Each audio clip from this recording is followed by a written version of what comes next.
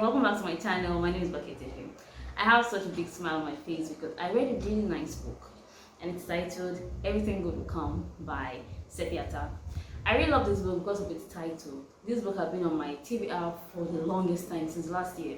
Everything Good Will Come is by Sefi Atta, as I mentioned earlier, and it's a coming of age story, and it's set in Nigeria, Lagos, Nigeria to be precise. Although there were some parts that were set abroad, but it's mostly set in Nigeria, Lagos, Nigeria.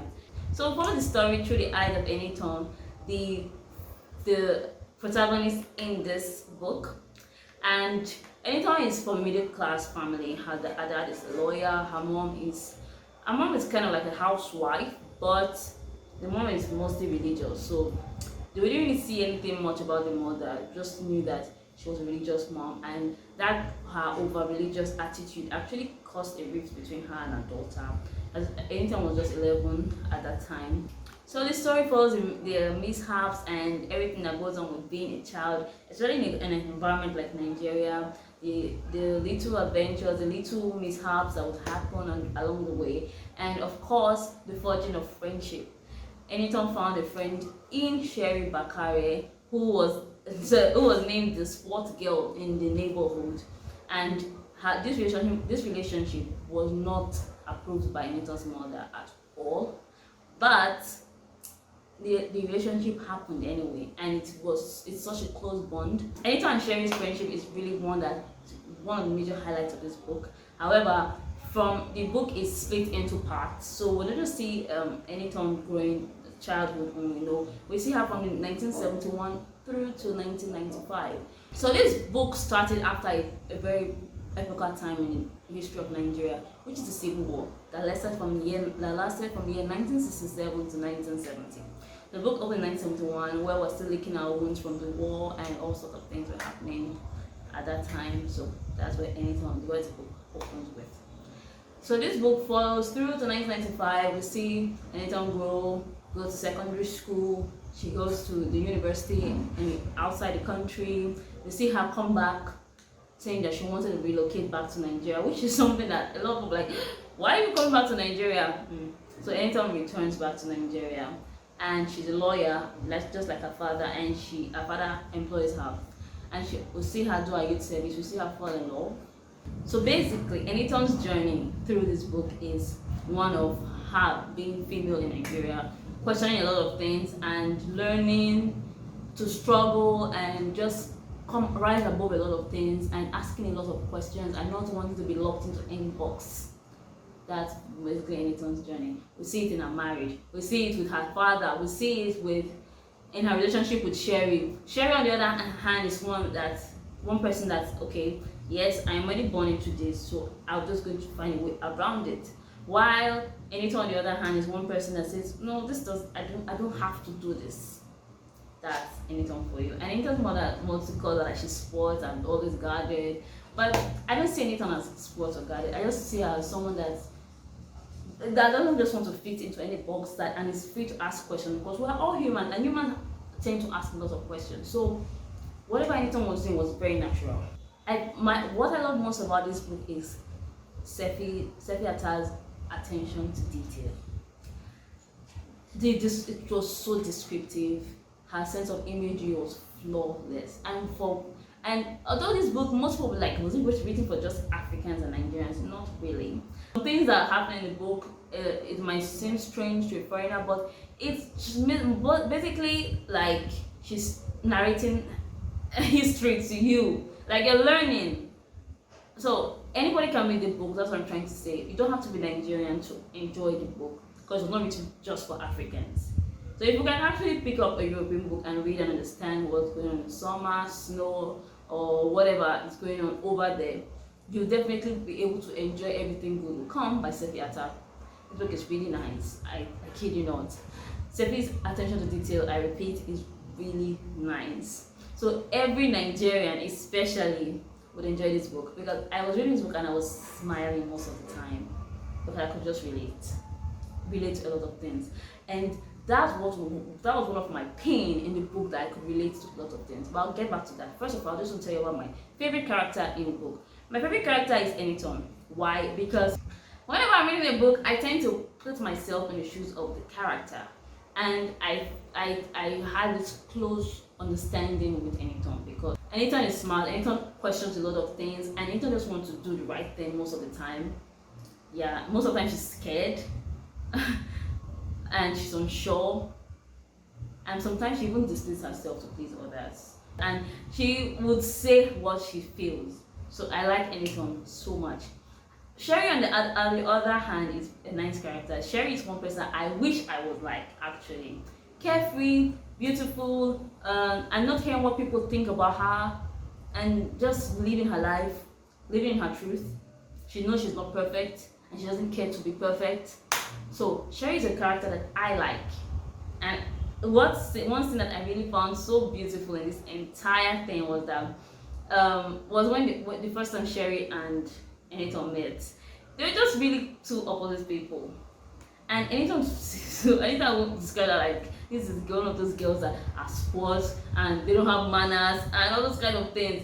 So I could just see myself in Eniton at that moment, because Sherry was carefree, can go out, come, those kind of things, and Eniton on the other hand is just guarded.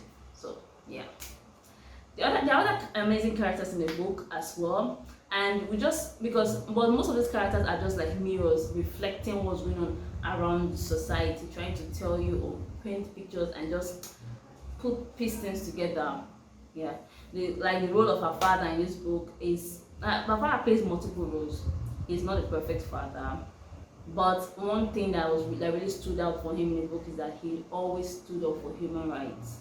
He was never afraid to speak his mind, and although Eniton's mother always criticized him for that because they later divorced, but I think it was nice that he was actually fighting for human rights. And sometimes Eniton, when Eniton grew up, she found this kind of thing that you grow up and you find out that your parents are not actually perfect. That happened with Eniton and her dad, because Eniton was very close to her father growing up, as opposed to her mother. Her mother was always going to church.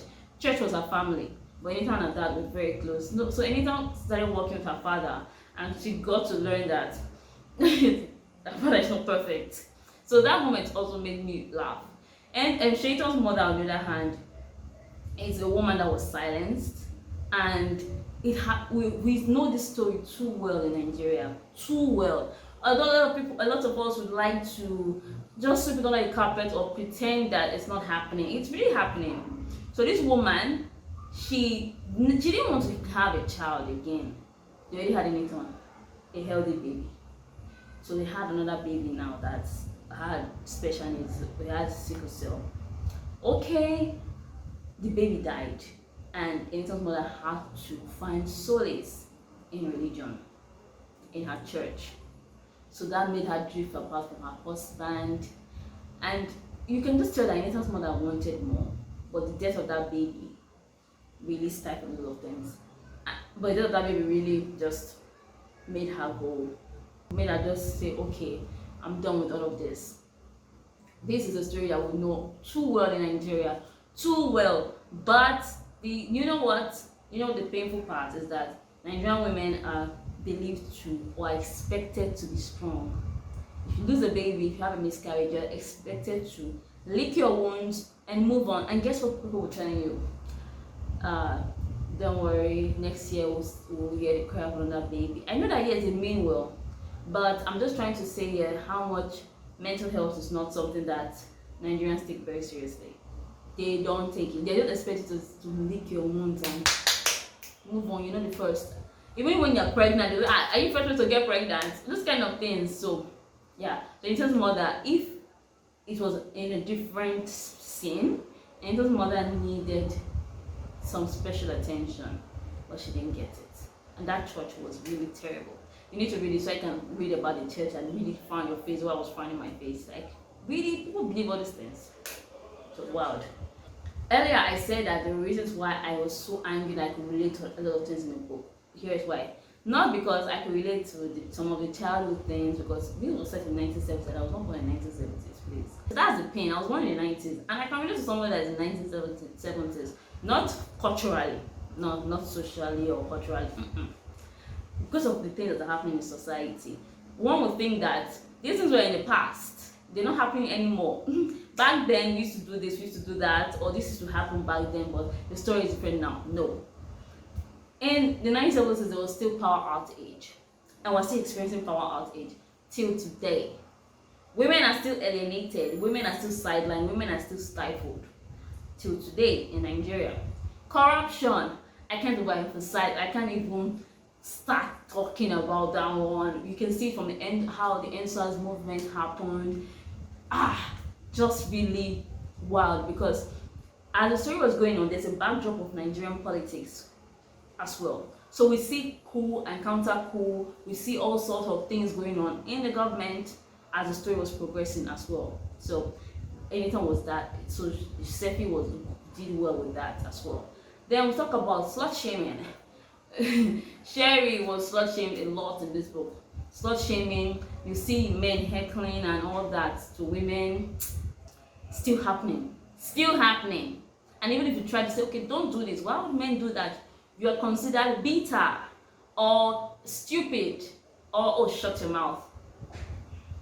What else? Infringing on the rights of citizens, illegal arrest, unemployment, poverty. We can just see everywhere while the book was just going on. Yeah. So it's really saddened my heart that we are here. This is 2020 already, and we're still experiencing these things. As a 90s kid, I'm supposed to pick up this book and just laugh and imagine. Oh, I can only imagine what people were going through then. You understand? But no, I can relate fully to almost everything that happened in the 70s. Yeah. However, we can only hope for the best. Yes. But apart from hoping, change can only come if you put in your work, if we're being honest. And my 2 cents or my little contribution is that Nigerians, if you're seeing this, and Africans out there, please have a sense of history, have a knowledge of history. History is very important, because if I know that in some secondary school, I don't know if this is the fact, but I know that, what am I saying? I don't know if this is a fact when I'm living in the country. When I was in primary school, I don't know about now, but I would ask. But when I was in primary school, history was not compulsory. Nah, it's just social studies, and it's just some surface things that we're just learning about. But we need to add history to the curriculum, if we're being honest, because a lot of Nigerians don't really know about history. Most of Nigerians, they just know about history from when Europeans came. Just, okay, we're colonized, that's all. Okay, alright. Most people don't know about those military coup and counter coup. Maybe they know because their parents mentioned it at home or from news, you know. But having a sense of history is very important for every Nigerian out there, in my opinion. And that's the truth, not just my opinion, it is the truth. Because if we have a sense of history, we'll know where we're coming from. That way we'll know where we're going to. Imagine every Nigerian had a knowledge of that, okay, this, you know, or you get my point. A lot of things will not be how it is. So imagine, why do they censor history so much? Because, hello, the truth is there, written in black and white. So you can ask questions like, okay, how are we sure that if you come back you won't do the same thing you did in so and so year?